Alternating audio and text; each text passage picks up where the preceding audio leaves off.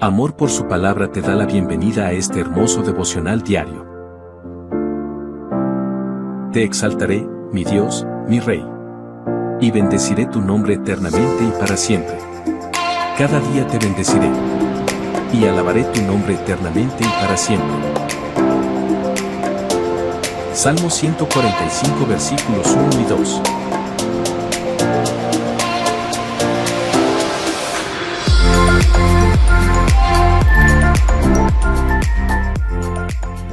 El libro de Job, capítulo 41. ¿Puedes capturar al leviatán con un anzuelo o poner un lazo alrededor de su quijada? ¿Puedes atar su nariz con una cuerda o atravesar su boca con una estaca? ¿Te rogará misericordia o suplicará compasión?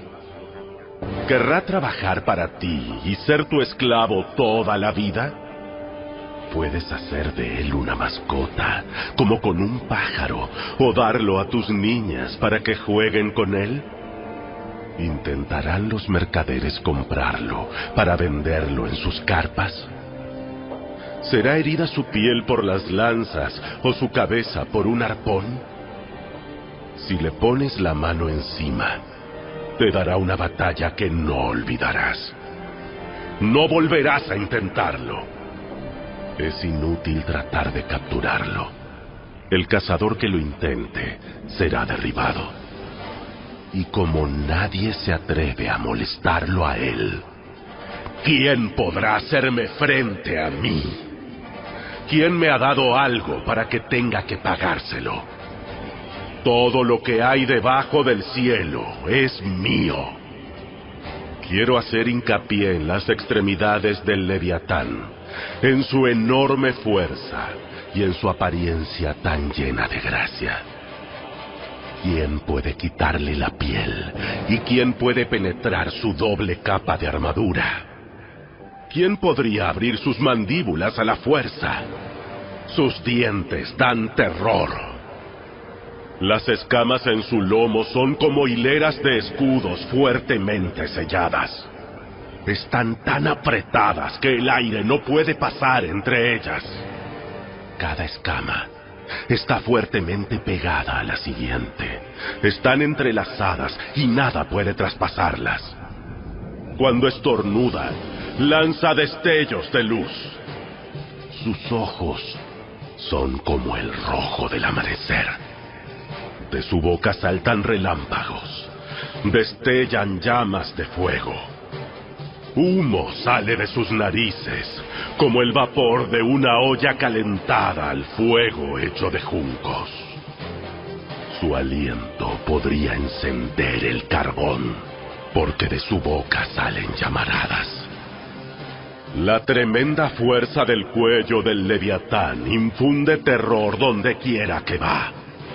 Su carne es dura y firme y no se puede traspasar. Su corazón es duro como la roca, duro como piedra de molino. Cuando se levanta, los poderosos tienen miedo. El terror se apodera de ellos. No hay espada que pueda detenerlo, ni lanza, ni dardo, ni jabalina. El hierro no es más que paja para esa criatura, y el bronce, madera podrida. Las flechas no lo hacen huir. Las piedras tiradas con ondas son como trocitos de hierba. Los garrotes son como una brizna de hierba, y se ríe del silbido de las jabalinas. Su vientre está cubierto de escamas tan afiladas como el vidrio. Escarba el suelo cuando se arrastra por el barro. El leviatán hace hervir el agua con su sacudimiento. Agita las profundidades como una olla de ungüento. Deja en su estela agua reluciente que hace que el mar parezca blanco. En la tierra es sin igual. Ninguna otra criatura es tan intrépida.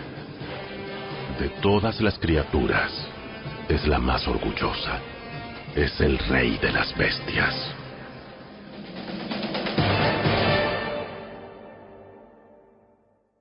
Capítulo 42. Entonces, Job respondió al Señor: Sé que todo lo puedes y que nadie puede detenerte. Tú preguntaste, ¿quién es este que pone en duda mi sabiduría con tanta ignorancia? Soy yo, y hablaba de cosas sobre las que no sabía nada, cosas demasiado maravillosas para mí. Tú dijiste, escucha y yo hablaré. Tengo algunas preguntas para ti y tendrás que contestarlas. Hasta ahora solo había oído de ti, pero ahora te he visto con mis propios ojos. Me retracto de todo lo que dije y me siento en polvo y ceniza en señal de arrepentimiento. Después de que el Señor terminó de hablar con Job, le dijo a Elifaz el temanita: Estoy enojado contigo y con tus 2 amigos, porque no hablaron con exactitud acerca de mí, como lo hizo mi siervo Job. Así que tomen 7 toros y 7 carneros, vayan a mi siervo Job y ofrezcan una ofrenda quemada por ustedes mismos. Mi siervo Job orará, y yo aceptaré la oración a favor de ustedes. No los trataré como se merecen, a pesar de no haber hablado de mí con exactitud, como lo hizo mi siervo Job. Así que Elifaz el temanita, Bildad el suita y Sofar el naamatita hicieron lo que el Señor les mandó, y el Señor aceptó la oración de Job. Cuando Job oró por sus amigos, el Señor le restauró su bienestar. Es más, el Señor le dio el doble de lo que antes tenía. Entonces todos sus hermanos, hermanas y anteriores amigos vinieron y festejaron con él en su casa. Lo consolaron y lo alentaron por todas las pruebas que el Señor había enviado en su contra, y cada uno de ellos le regaló dinero y un anillo de oro. Así que el Señor bendijo a Job en la segunda mitad de su vida, aún más que al principio, pues ahora tenía 14,000 ovejas, 6,000 camellos, 1,000 yuntas de bueyes y 1,000 burras. Además, dio a Job otros 7 hijos y 3 hijas. Llamó a su primera hija Gemima, a la segunda Cesia, y a la tercera Queren-Apuc. En toda la tierra no había mujeres tan bellas como las hijas de Job, y su padre les dejó una herencia en su testamento junto con sus hermanos. Después de esto, Job vivió 140 años y pudo ver a 4 generaciones de sus hijos y nietos. Luego murió siendo muy anciano, después de vivir una vida larga y plena.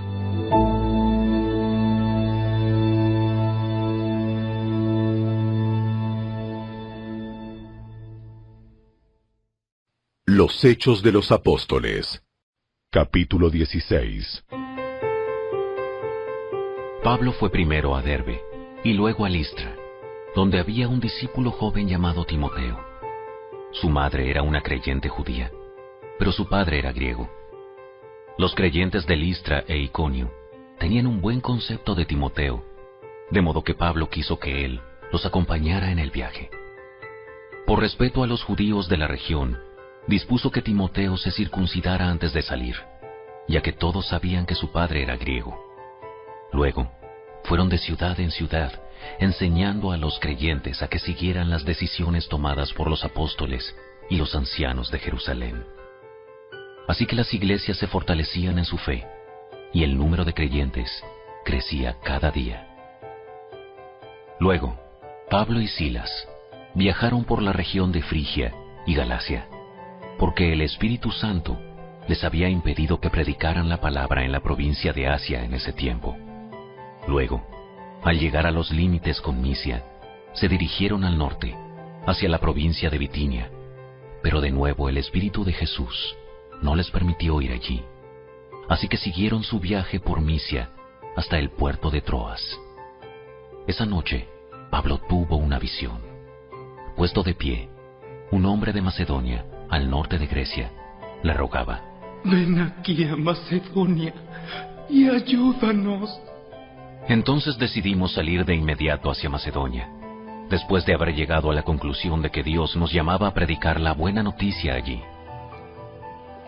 Subimos a bordo de un barco en Troas, navegamos directo a la isla de Samotracia, y al día siguiente desembarcamos en Neápolis. De allí llegamos a Filipos, una ciudad principal de ese distrito de Macedonia y una colonia romana, y nos quedamos allí varios días. El día de descanso, nos alejamos un poco de la ciudad y fuimos a la orilla de un río, donde pensamos que la gente se reuniría para orar, y nos sentamos a hablar con unas mujeres que se habían congregado allí. Una de ellas era Lidia, de la ciudad de Tiatira, una comerciante de tela púrpura muy costosa, quien adoraba a Dios. Mientras nos escuchaba, el Señor abrió su corazón y aceptó lo que Pablo decía. Ella y los de su casa fueron bautizados, y nos invitó a que fuéramos sus huéspedes. Si ustedes reconocen que soy una verdadera creyente en el Señor, vengan a quedarse en mi casa. Y nos insistió hasta que aceptamos. Cierto día, cuando íbamos al lugar de oración, nos encontramos con una joven esclava que tenía un espíritu que le permitía adivinar el futuro. Por medio de la adivinación, ganaba mucho dinero para sus amos. Ella seguía a Pablo, y también al resto de nosotros, gritando: ¡estos hombres son siervos del Dios Altísimo, y han venido para decirles cómo ser salvos! Esto mismo sucedió día tras día, hasta que Pablo se exasperó de tal manera que se dio la vuelta y le dijo al demonio que estaba dentro de la joven: Te ordeno, en el nombre de Jesucristo, que salgas de ella.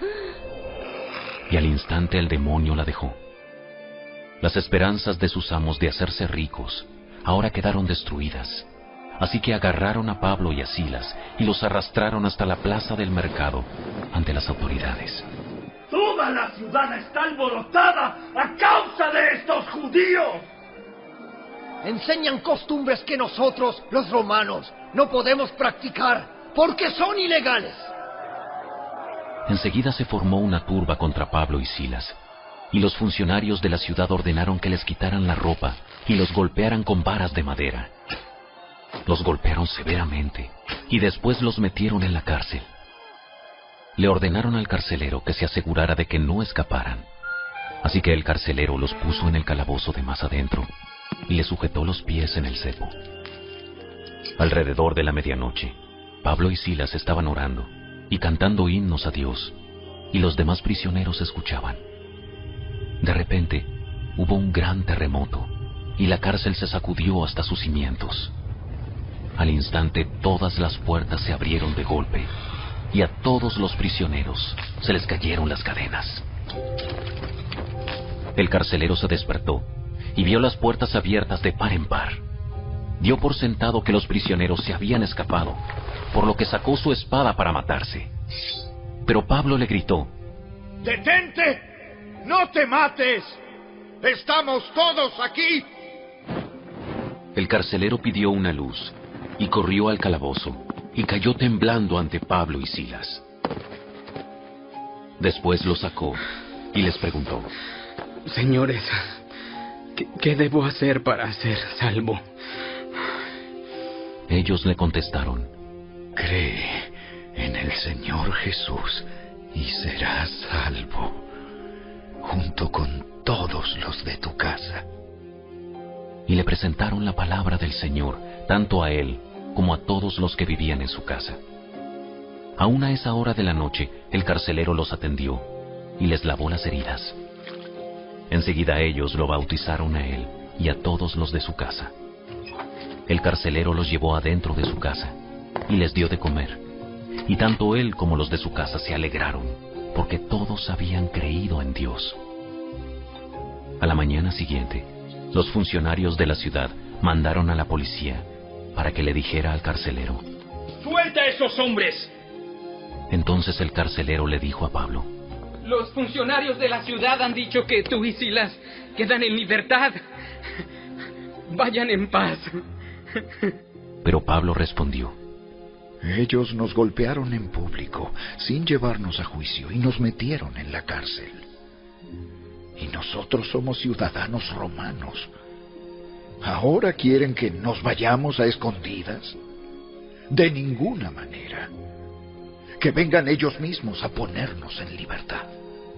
Cuando la policía dio su informe, los funcionarios de la ciudad se alarmaron al enterarse de que Pablo y Silas eran ciudadanos romanos. Entonces fueron a la cárcel y se disculparon con ellos.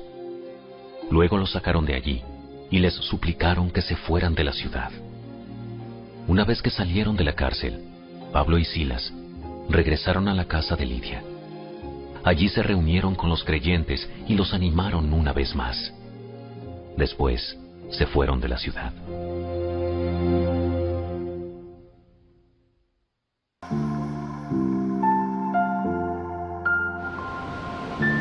La palabra de Dios es perfecta, Dios bendiga su palabra.